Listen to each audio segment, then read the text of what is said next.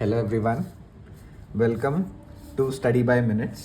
तो आज हम सीखेंगे chapter inflation.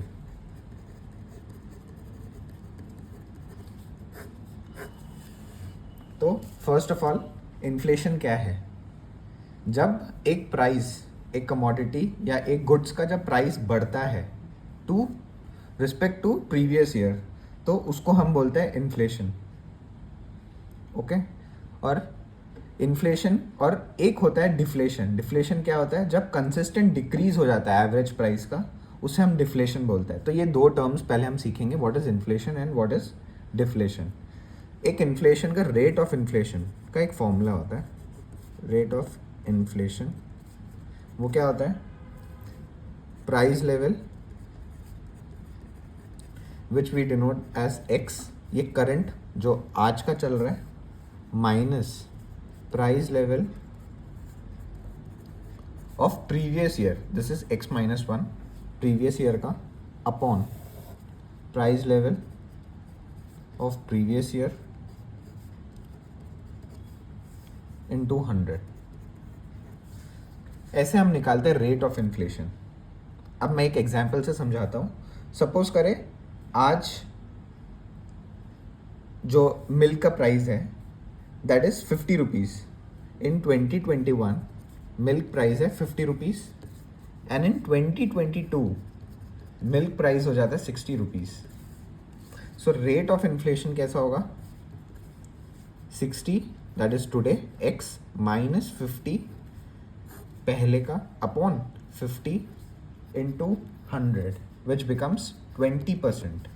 So rate of inflation is 20%. Now we'll understand what are the types of inflation.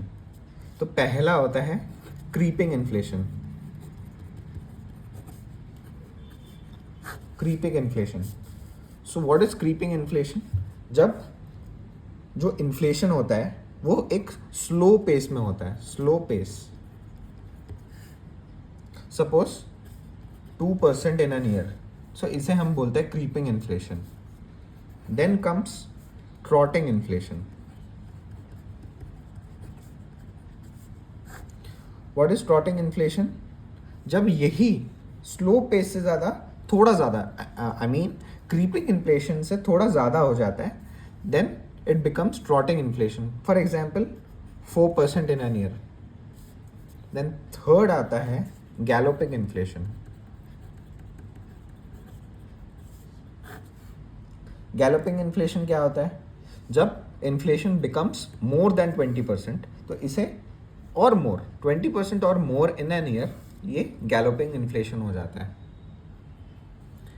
Then fourth is hyper inflation. Hyper inflation, hyper inflation क्या होता है? When the prices seem to be sky rocket, which means जब ये millions और thousands से बढ़ जाता है, इन्फ्लेशन इन एन ईयर 1000 और मोर %, it becomes hyper inflation.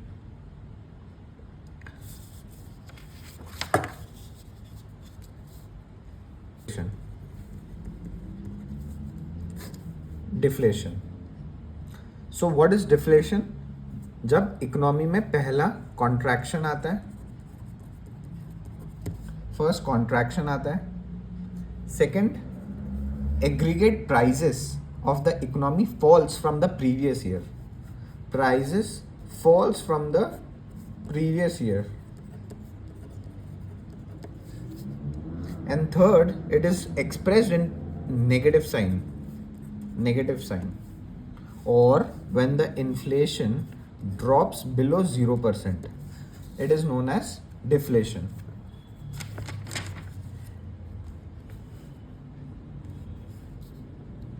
Now we'll understand. So basically हम ये समझते हैं इन्फ्लेशन होता क्या है. What is inflation? Inflation in basic and in layman terms, inflation कब होता है? जब लोगों के पास पैसे ज़्यादा होता है. बस इतना समझना, जब लोगों के पास पैसे ज़्यादा हो जाते हैं it becomes inflation.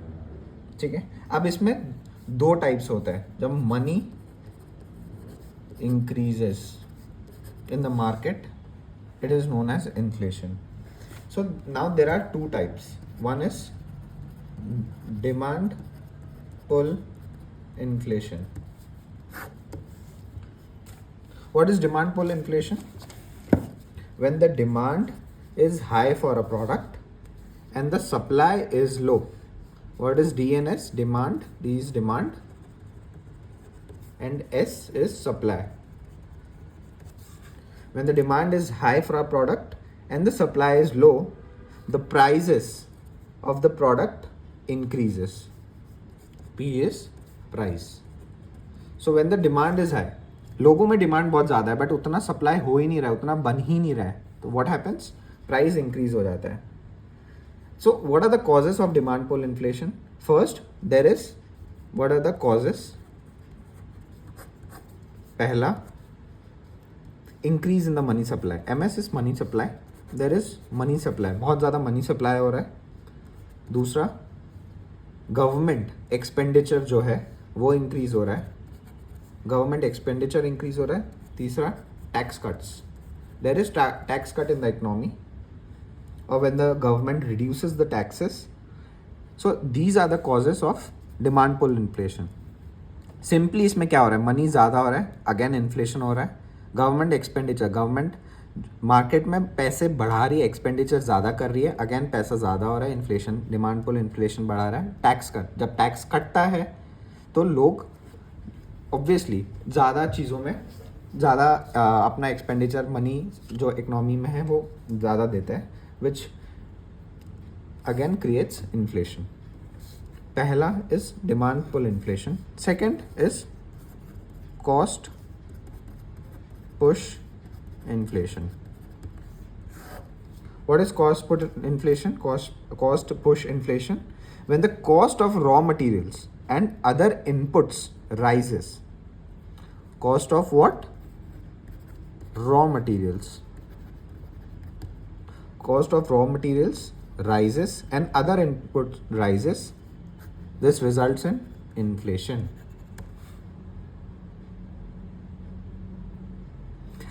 It also, मतलब इसमें और क्या होता है, increase in the wages paid to the labour also leads to inflation. मतलब अगर वेजेस हम ज़्यादा देते हैं लेबर्स को तो this also creates inflation.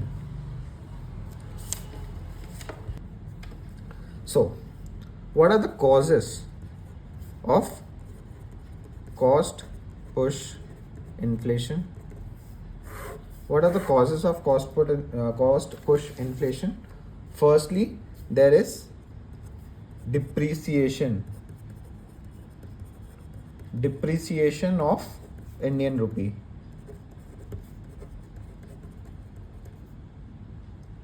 First, depreciation in Indian rupee. Secondly, there are poor monsoons. Third, supply chain bottlenecks.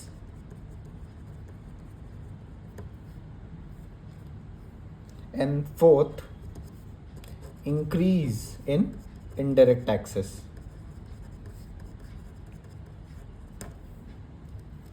Okay, now we have learned about what are the causes of cost push inflation, and also we have learned about what are the causes of demand pull inflation.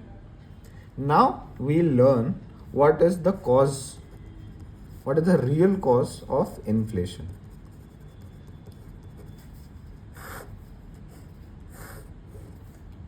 ठीक है, first हमने हमेशा समझा है inflation कब होता है, जब लोगों में मनी सप्लाई ज़्यादा होता है. तो firstly money supply when it increases. Second, लोगों का जो इनकम है वो बढ़ता है. ऑब्वियसली जब इनकम बढ़ेगा, पैसा बढ़ेगा लोगों के पास, तो दे विल स्पेंड मोर, तो उस वजह से इन्फ्लेशन बढ़ता है. डिमांड ज़्यादा होता है, मे बी सप्लाई उतना नहीं होता है, तो again inflation increases. Money supply जब लोगों के पास ज़्यादा होता है, inflation increases. Third, public expenditure, again when it increases, inflation increases. Fourth, when there is cheap money policy. जब चीप मनी पॉलिसी होता है गवर्नमेंट के द्वारा, This again increases the inflation. Fifth, deficit financing. जब डेफिसिट फाइनेंसिंग होता है तब again inflation increases. Sixth, जब एक्सपोर्ट्स ज़्यादा होता है, हम दूसरे कंट्रीज़ में अपने गुड्स भेजते हैं, in return what we get is money, तो अगेन मनी इंक्रीज, तो inflation increases. Seventh, repayment of public debt. जब रीपेमेंट हम करते पब्लिक डेट का, repayment of public debt, again जब हम पब्लिक का डेट इंक्रीज, जब रीपेमेंट करते हैं तो inflation again increases. Now we have learned what are the causes of inflation. अब इस कॉज के कारण क्या इफेक्ट्स होता है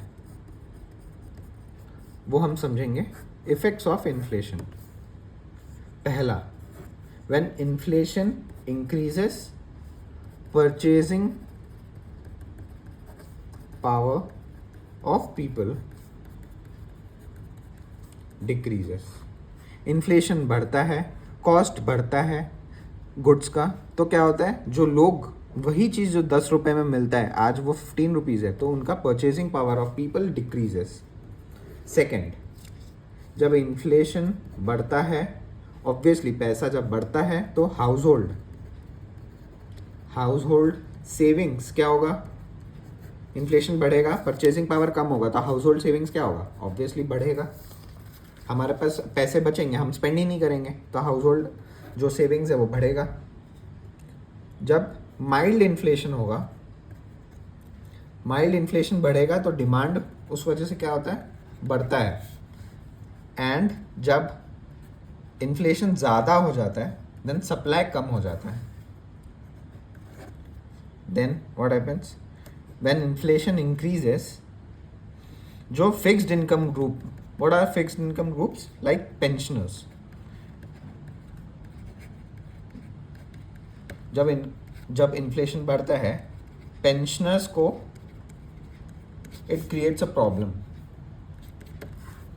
इन्फ्लेशन बढ़ता है, पेंशन जो 10 रुपये आना है, अब इन्फ्लेशन एडजस्टेड जो पेंशन तो वो तो फिक्स्ड ही रहेगा, then it creates a problem for them. Fifth, inflation बढ़ेगा, what happens to imports, it becomes costlier.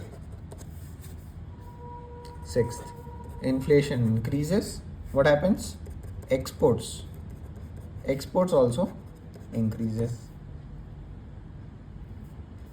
Then seventh, inflation increases, taxpayers जो टैक्स भरता है दे हैव टू सफर.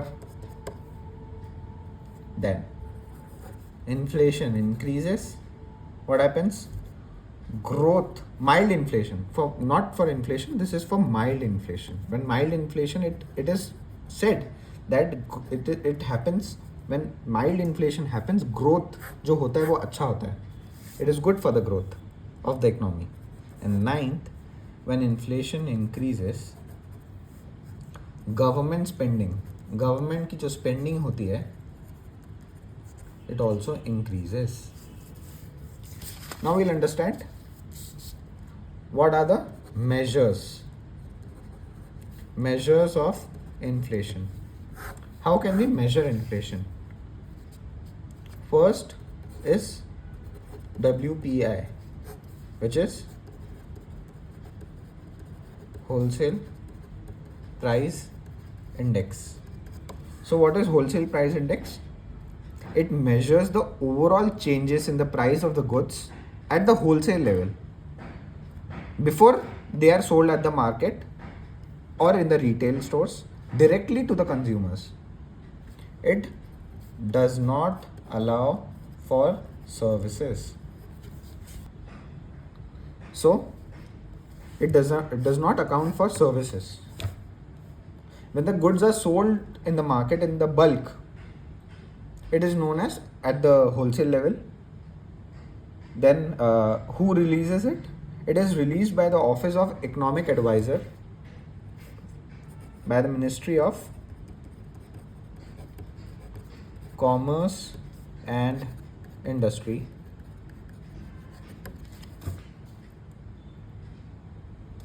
तो WPI में क्या होता है, 697 कमोडिटीज़ को हम गिनते हैं इन अकाउंट। 697 कमोडिटीज़ को गिनते हैं, बट इसमें अगेन सर्विस सेक्टर इंक्लूडेड नहीं होता है। सो प्राइमरीली क्या क्या इसमें होता है, प्राइमरी आर्टिकल्स क्या क्या होता है, food items, non food items like cereals, fruits, vegetables, minerals, तो दिस अकाउंट्स फॉर अराउंड 22%। फिर आता है फ्यूल एंड पावर, जिसमें कोल, इलेक्ट्रिसिटी, पेट्रोल, डीजल ये सब आता है। This accounts for around 14%। Then manufactured products which includes textiles, apparels, papers, chemicals or manufactured foods like sugar, vegetable oil. This accounts for 64%. तो ज़्यादा इसमें कौन सा आता है WPI में, manufactured products which accounts for 64%. Then this is first CPI. What is CPI? Consumer Price Index. So this is used to measure inflation at the retail level, that is at the point of consumption. Okay, CPI is measured separately for workers. Separately for whom? For workers and rural areas. So CPI, what is CPI used for? CPI used for inflation targeting in India by the RBI and the monetary policy decisions, and it is released by whom? NSO, released by National Statistics Office. Under whom? Under MOSPI, Ministry of Statistics and Program Implementation. So how is CPI calculated? There's a formula to CPI. How is CPI calculated? Cost of basket in current year. This is cost of basket in current year upon cost of basket in base year. Base year is 2011-12. Base year into 100. So this is the formula for CPI. So CPI is calculated using CPI data, but इसमें CPI में क्या नहीं आता है, non alcoholic beverages, packaged meals,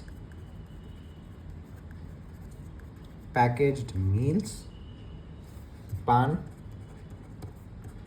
tobacco, intoxicants, ये सब CPI में included नहीं होता है। जैसे WPI में हमने देखा सर्विसेज इंक्लूड नहीं होता है, वैसे ही CPI में non alcoholic beverages, packaged meals, पान, टोबैको, इंटॉक्सिकेंट्स ये सब इंक्लूड नहीं होता है। So in short we'll explain क्या होता है WPI and CPI. Quick revision we'll do. So WPI क्या करता है, inflation at the producer level में करता है। ये क्या करता है, कंज्यूमर लेवल में। ओके, देन इसमें क्या इंक्लूड नहीं होता है, सर्विसेज इंक्लूड नहीं होता है। इसमें क्या है, इसमें गुड्स एंड सर्विस ये इंक्लूड होता है। इसमें मोर वेटेज किसको दिया है, मैन्युफैक्चर्ड प्रोडक्ट्स, जैसे हमने पढ़ा मोर वेटेज इसको दिया है, और इसमें मोर वेटेज किसको दिया है, food items.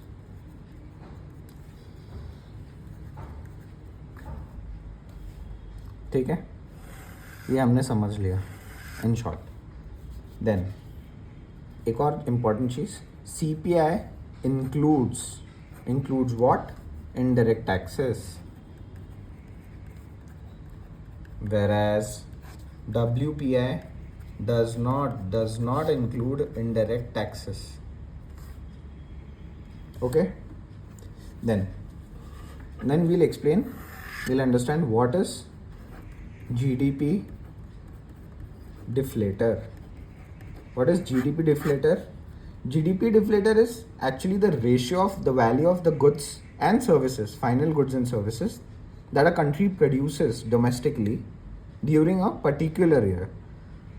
So it is the final value of the final goods and services, of the ratio of the final goods and services which a country produces domestically in a particular year at what? First, current prices to that of the value of the final goods and services that is produces at constant prices. So what is GDP deflator? We have learned what are the causes of inflation. We have learned the effects of inflation. We have learned the measures of inflation, and we have also learned what is inflation. Now we learn how can we measure or how can we control inflation. Inflation हो तो रहा है, अब इसको control करेंगे कैसे? Inflation बढ़ तो रहा है बट कंट्रोल कैसे करेंगे? तो पहला, supply side measure. Supply side में क्या करेंगे? हम शॉर्ट टर्म में इंपोर्ट्स के लिए जाएंगे, इंपोर्ट्स बढ़ा देंगे. इंपोर्ट्स बढ़ाने से क्या होगा? हम दूसरे कंट्रीज से गुड्स लेंगे, in return what we'll give is money.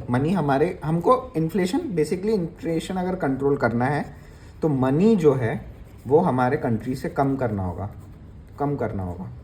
Inflation बढ़ता क्यों है? जब मनी ज़्यादा हो जाता है. इन्फ्लेशन कंट्रोल करने के लिए मनी कम करना होगा, तो इंपोर्ट्स बढ़ाएंगे तो कंट्री से सामान लेंगे, पैसे देंगे, इंपोर्ट्स बढ़ाएंगे. ओके, देन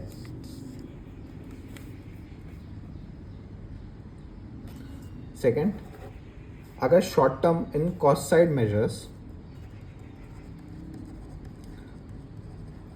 मेजर्स में क्या होता है? इन शॉर्ट टर्म में क्या करता है? गवर्नमेंट क्या करता है?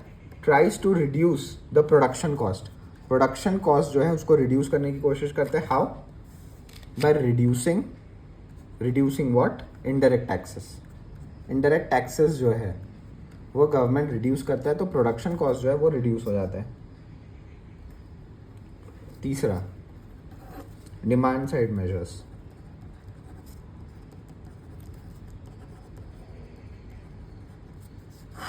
डिमांड साइड मेजर्स में क्या होता है? एम करते हैं हम मनी सप्लाई को कम करने में. इसको हम क्या बोलते हैं? Contractionary fiscal policy. तो गवर्नमेंट क्या करता है? कॉन्ट्रैक्ट करने के लिए, जो फिस्कल पॉलिसी है, कॉन्ट्रैक्ट करने के लिए इकोनॉमी में कॉन्ट्रैक्शनरी फिस्कल पॉलिसीज लाता है. अब कॉन्ट्रैक्शनरी फिस्कल पॉलिसीज क्या क्या होता है पहले हम समझेंगे. कुछ टर्म्स उसके लिए. First is CRR. What is CRR? Cash reserve ratio. Then what is SLR? SLR is statutory required ratio. CRR is जो बैंक्स है वो मनी जो है they will keep with RBI. अपना जो एक्स्ट्रा मनी जो बैंक्स के पास है वो RBI के पास रखता है, तो उसे हम CRR बोलते हैं. और SLR होता है बैंक्स कीप मनी और गवर्नमेंट सिक्योरिटीज़ और गोल्ड इन विद देमसेल्व्स. तो जब बैंक्स खुद के पास रखता है इसे हम SLR बोलते हैं. तो अभी अगर हमें डिमांड साइड इन्फ्लेशन कम करना है तो CRR और SLR को इंक्रीज करना पड़ेगा. Then repo rate. What is repo rate?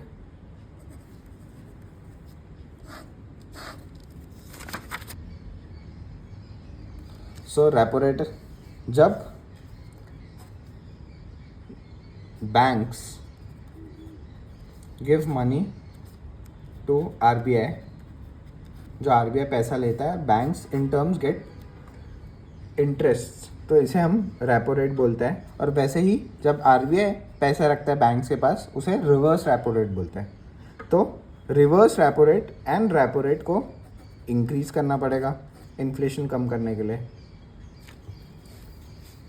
Then अब हम समझते हैं कुछ कॉन्सेप्ट्स या terms which is related to inflation. पहला है stagflation. What is stagflation? Increase in inflation with high unemployment. जब इन्फ्लेशन बढ़ता है विथ हाई अनएम्प्लॉयमेंट, इसे हम स्टैगफ्लेशन बोलते हैं. Second is reflation. What is reflation? It refers to the policy of providing fiscal stimulus to recover from recession. जैसे कि हमें रिसेशन हुआ है हमारे कंट्री में, तो हम जब उसके रिकवर करने के लिए कोशिश करते हैं, उसे हम रिफ्लेशन बोलते हैं. Reflation also refers to an expansionary. जब हमने यहाँ पे पढ़ा इन्फ्लेशन कंट्रोल करने के लिए, अब एक्सपैंड करने के लिए क्या करना है, एक्सपेंशनरी मॉनेटरी पॉलिसी, तो उसे भी हम रिफ्लेशन बोलते हैं. विच और इसमें होता क्या है, government firstly increases money supply, second lowers the taxes. Money supply को इंक्रीज करता है, कम करते हैं what, taxes, and third increases its own expenditure. तो रिफ्लेशन होता है. Then third, Phillips curve. What is Phillips curve? It states that inflation and unemployment have a reverse relationship. Inflation and unemployment has reverse relationship. Shows a curve where this is unemployment ratio and this is inflation ratio. So like this it becomes flip curve.